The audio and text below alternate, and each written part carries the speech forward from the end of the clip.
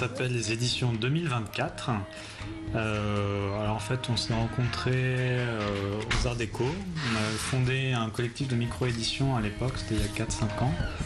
On a fait pas mal de petits livres édités à 200-300 exemplaires, petit tirage en photocopie avec des techniques traditionnelles d'impression. Et suite à ça, en sortant des Arts Déco, en fait, on a décidé de monter un projet un peu plus ambitieux en quelque sorte. C'est-à-dire une vraie maison d'édition diffusée nationalement. L'idée globalement, c'est de faire assez peu de livres, de les faire du mieux qu'on peut, en soignant les façonnages, en soignant le choix de papier, et ensuite en essayant de les défendre aussi pour qu'ils aient une vie supérieure à quelques semaines, comme c'est fréquemment le cas.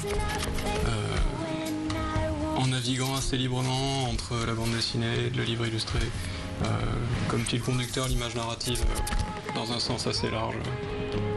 Les derniers dinosaures, donc le premier livre qu'on vient d'éditer, c'est vrai que c'est une parodie de livre scientifique et on a voulu justement mettre en avant aussi le côté livre 19e en justement travaillant un graphisme avec la typographie qui rappelle aussi les codes du 19e.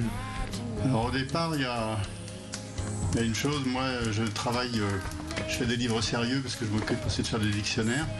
Et en fait, rire sur les choses sérieuses, un peu normatives, on a une époque qui est très sérieuse, un peu austère, et donc ça m'intéressait. On n'a pas travaillé forcément de façon très classique parce que à la base, ce projet, on l'a élaboré quand j'allais rentrer dans l'année de diplôme et qu'il fallait commencer à avoir des idées pour des projets. Puis c'était parti sur un projet de diplôme, donc pas forcément un projet tout à fait abouti.